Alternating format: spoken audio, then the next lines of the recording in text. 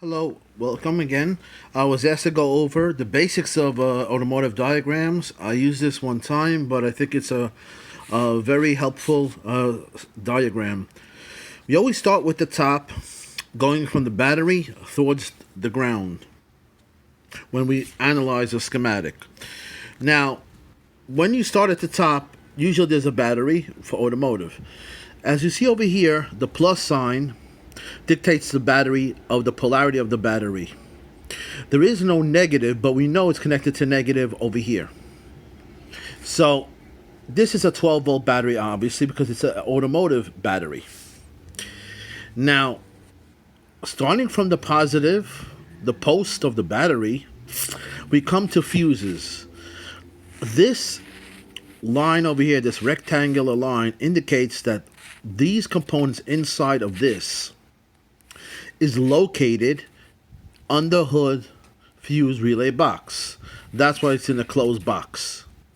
So number 41, number 42, and number 48 are all located in here.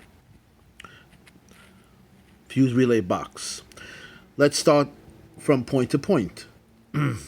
From the positive side of the battery, we make a connection. We put a wire to one side of a fuse called an 80 amp fuse. This is the rating, number 41 fuse. Now, it's important. Sometimes, as you see, usually in diagrams, we have the fuses. They say ECM fuse or PCM fuse, or they're identified. In this simple diagram, they're not. But sometimes when you go to Ford, you look at the fuse panel, they're numbered. They don't say what it's for, which is a little tricky at times. So let's say you have this diagram over here. See, doesn't really tell you the name of it. Sometimes it does, sometimes it doesn't. Like you see over here, fuse, adjusted the fuse as a 30 amps, and as usual, where it's located. So sometimes it does say ECM or PCM or things like that. So that's something we just have to incorporate and just try to get used to.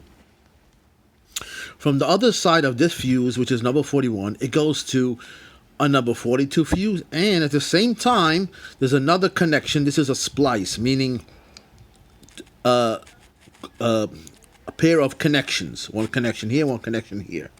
This means a splice. So now we have number 42 fuse rated at 40 amps. We have a number 48 fuse rated at 30 amps.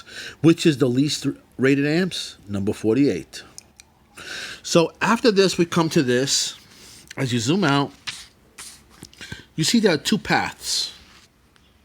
One here and another one over here.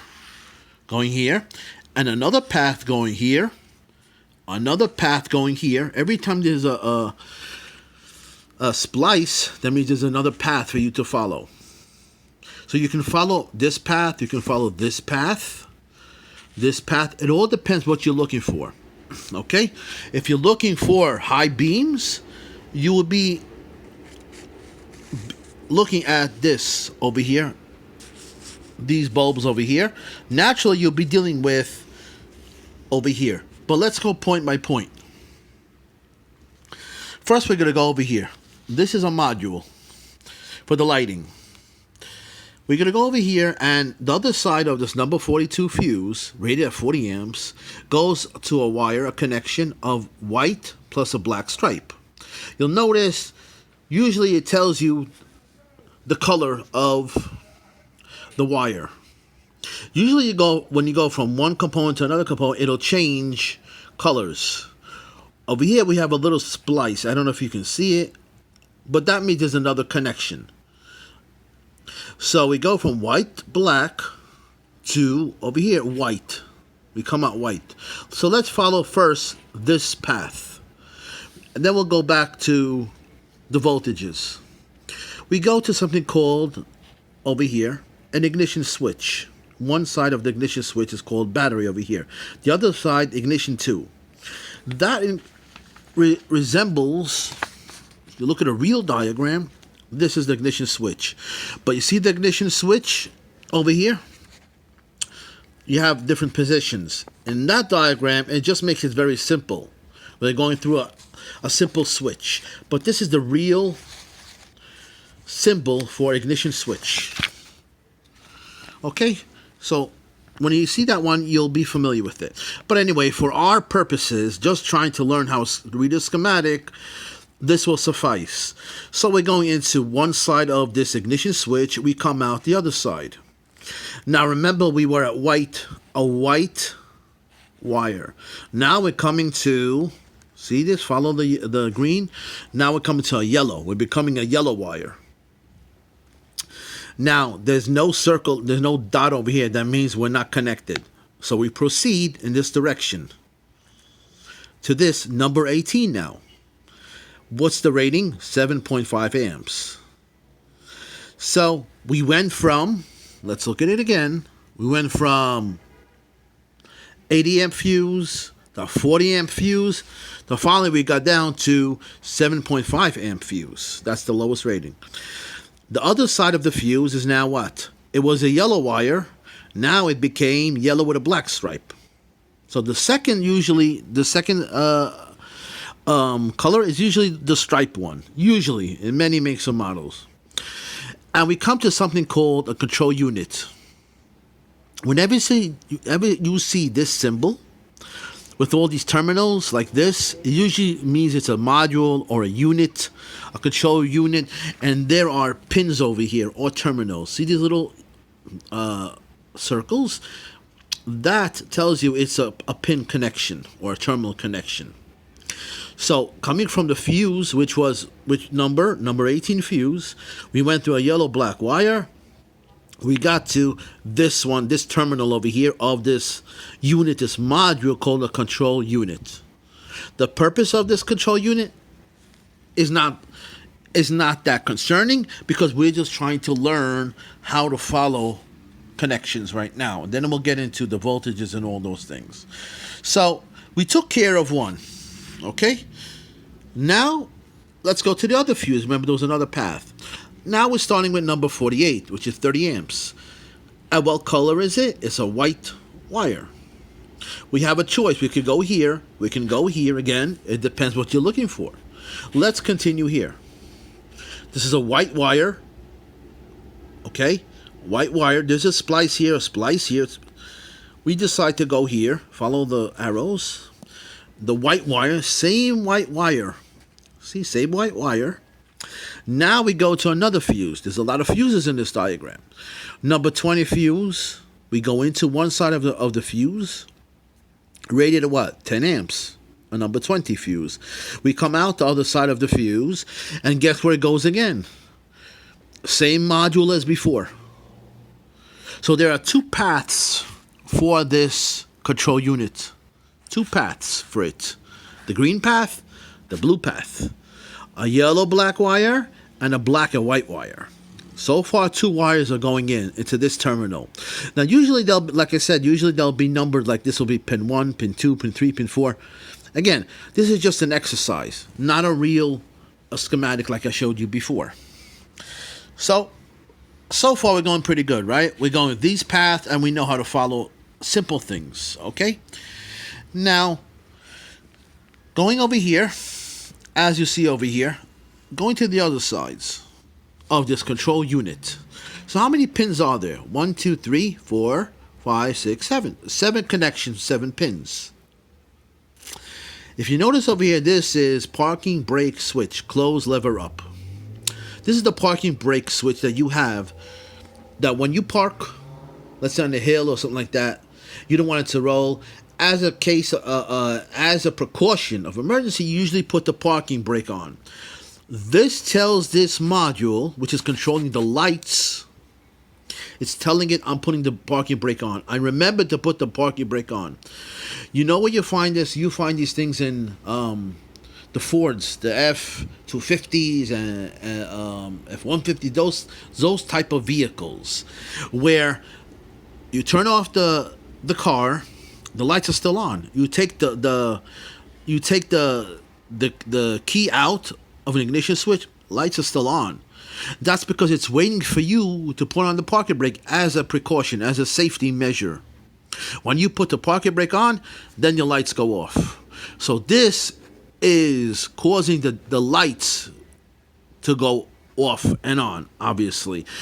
But as long as you have the parking brake on as a precaution. Also, you see this parking fluid level switch making sure the brake fluid level is at the correct level. These are inputs. When something is going into something, it's an input. When something is controlling something else, it is an output. How do I know these are inputs? Well, we see, first of all, we have to look at what these are connected to. This is connected to a parking brake switch, so obviously it's using the switch as an input. This is using this level of the switch as an input. And then it's going to go to another one out here as an output, probably, to go and switch off the lights. So there are many inputs here also. Input from switches, input from sensors. But always we need is 12 volts. Always when you see a module control unit, always when you see a PCM, a computer unit, you have to look for 12 volts. There might be more than one, might be more than two, might be three. Doesn't matter.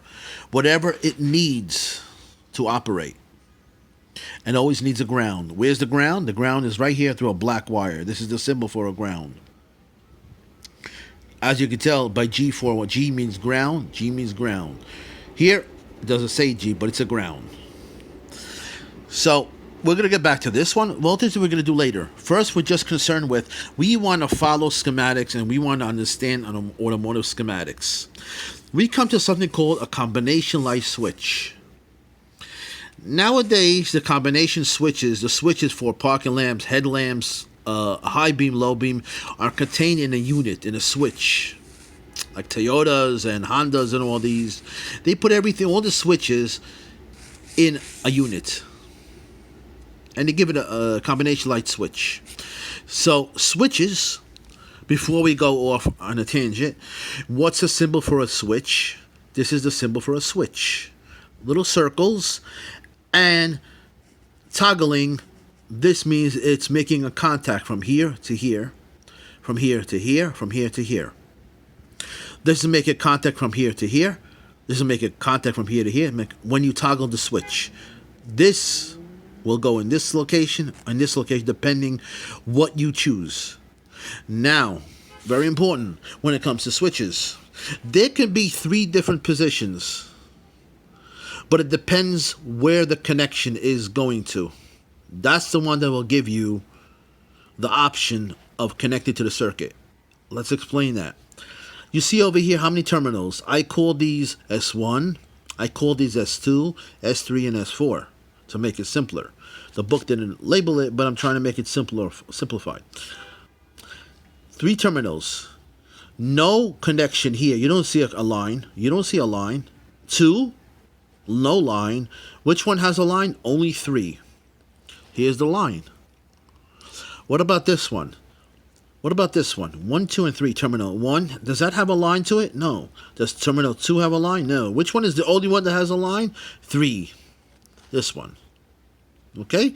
So wherever there's a connection, that's the position that you could connect to. You have the option.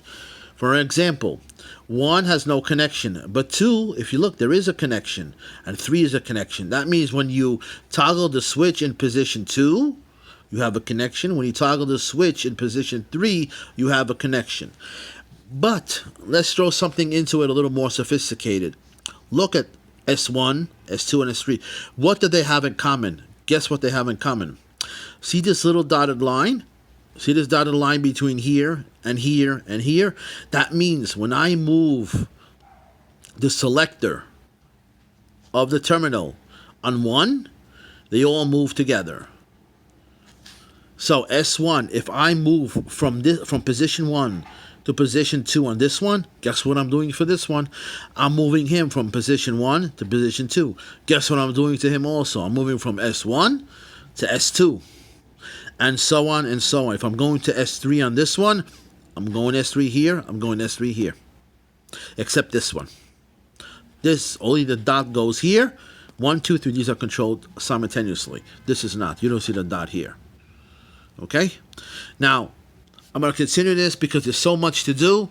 I made a video of this about a year ago, and thank God it was that's the one that I have like 36,000 views. Hard to believe that I have so many views on one video. It's amazing to me. I don't know what I did different then that I'm doing now, but whatever reason it is, I don't know, maybe tags, titles, description, whatever it is, I want to go over it again because people are still confused. Automotive technical schematics are very tough, and this is the real schematic.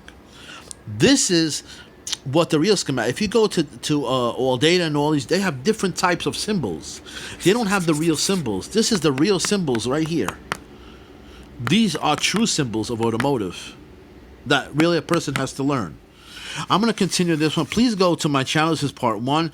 If you want to see the continuation of this, we're going to continue in this path and go over the voltages.